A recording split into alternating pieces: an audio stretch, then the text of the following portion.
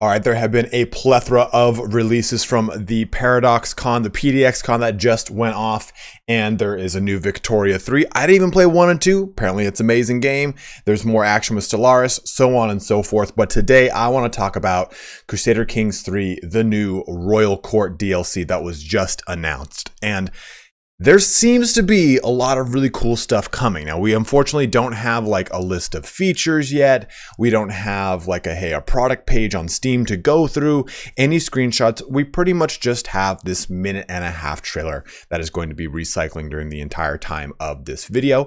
If you would like to watch the trailer as soon as it goes live, I'll be able to put a link in the description and in the pinned comment. But for now, this is the one that they've sent us as an asset kit that we can use. But essentially, from the interview that we saw, it was really a brief, like 2-3 minute interview during the PDXCon, that this is really an RPG focused expansion for the court system of Crusader Kings 3. And it looks to be geared more towards making your royal court actually come alive rather than just being an abstract set of advisors that more or less kind of play with your playthrough as you're playing the game. So it's exciting to see what this could possibly mean.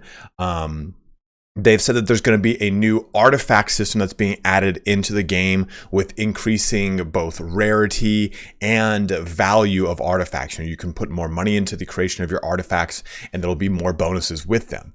In addition to that, your royal court is going to, I don't want to say invite, but it seems like it'll attract more guests, and these guests can actually instill inspirations in you, the monarch, and you can become their patron. So if they're, say, an artist, if they're a philosopher, a scientist, whatever it is, they will actually give you bonuses over time as these perpetual guests throughout your court. It's very similar to what you get with some of the current things in the game, right? With the mentor system, how this individual is going to teach you whatever specific trait that you have or attribute that you want to increase, because sometimes those you get these guests in your court. So it's a further expansion upon that.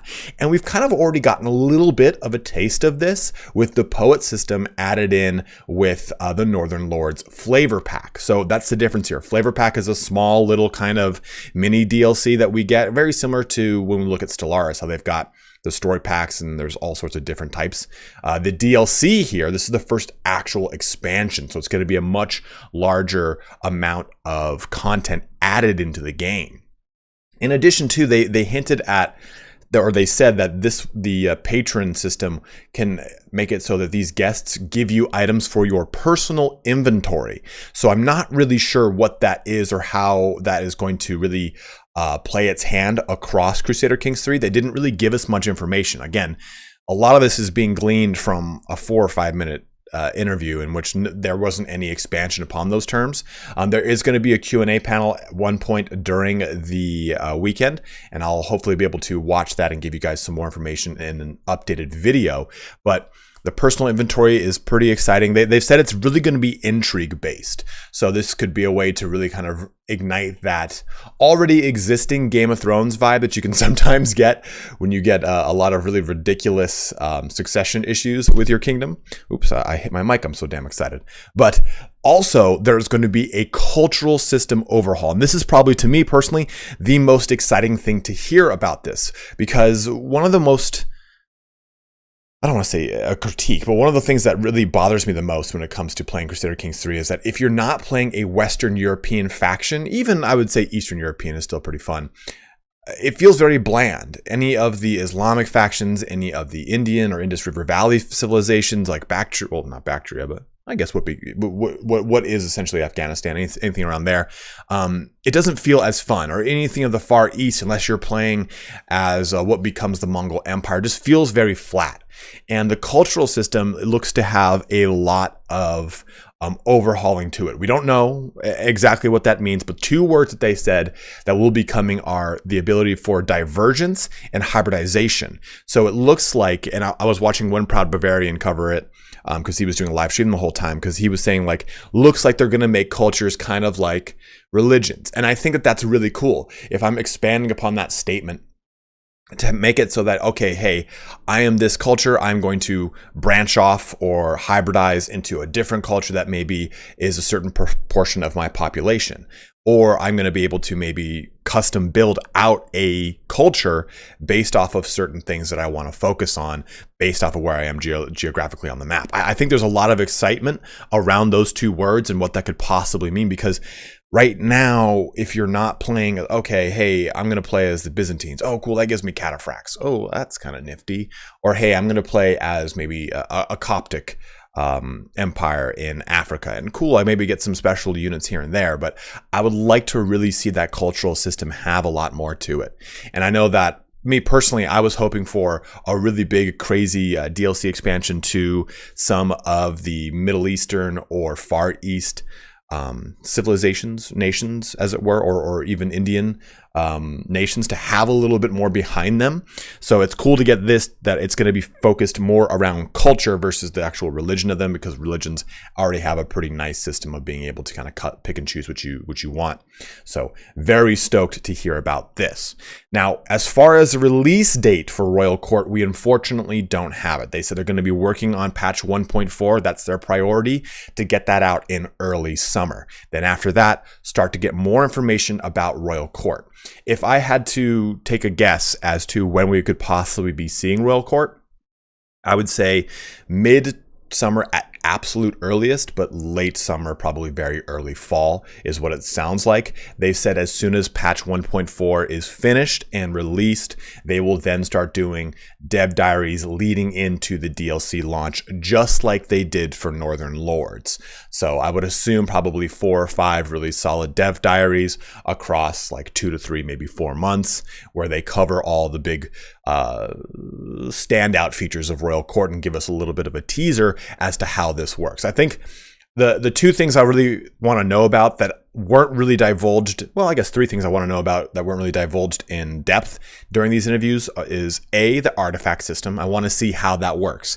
And if you're able to kind of deck out your court with these artifacts, like, hey, it's the family heirloom sword, it's the ring of our house, it's the brooch, whatever, that all of the women of our household wear for aeons and generations in perpetuity, something like that. Or for the actual personal inventory, how does that work? Can you use these artifacts? Do they give you certain, like, hey, you know, this, I don't want it to be like 2 RPG, you know, like, oh, this is the ring of intrigue +4. Like, I don't want it to be that at RPG level, but it would be cool if, hey, you know, this is a recognized signet that does give you a certain level of, maybe it helps out with succession, right? Like, you are given X title guaranteed because you have this signet. This is the thing that kind of shows you as the rightful heir of this title or something of the sort. Like, having these artifacts mean something, and it'd be cool if these artifacts are something that you can actually pilfer from your enemies or of the such. Like, if you've got high intrigue, you can try and steal these artifacts, then ransom them back. Or maybe even if you're looking at this from a Northern Lord's perspective, you win a duel and you take an artifact that is, say, a weapon or a shield or a helmet, or a family cloak, whatever it is. Those would be really cool ways to make the artifact system kind of have a little intrigue spice to it. And they did, like I said, they said there is some intrigue, well, a lot of intrigue involved in this, and that's going to be a big centerpiece of the Royal Court. So I'm very excited to see how those play out and how that plays into the personal inventory portion of your character. If they're on campaign with certain artifacts in their personal inventory and they lose a battle, do they have a chance of losing an artifact? Really excited to find out about that. And again, lastly, of course, the cultural system overhaul. That's just, I really want to hear about it. So those are my big 3 things for the Royal Court. Go ahead and let me know in the comment section below what you're stoked about with the Royal Court. Go ahead and let me know what you're stoked about PDXCon. I have to spend a whole bunch of time learning about Victoria now, because apparently that game is amazing. Papa Havoc, or H for Havoc, was saying that Victoria is to Paradox as Medieval 2 is to Total War, as far as like, hey, this is probably one of the most anticipated and memed out games for the franchise. So I'm stoked to hear about it and learn out more. Apparently it's a lot more internal management based and less of a painting of a map, which kind of sounds very fun to me. So I'm stoked to hear more about that. But guys, as more stuff comes out, more information about Crusader Kings 3, I will definitely be covering it for you. Go ahead and let me know in the comment section below what you're stoked about with, again, with the Royal Court or anything else coming out from PDXCon. I'm stoked, you're stoked, we're all stoked. We got Warhammer 3 stuff to talk about. There's too many things on the damn plate right now. But as always, thank you so much for watching here today. Don't forget to like, comment, subscribe, all that fun action. But have a good one and take care.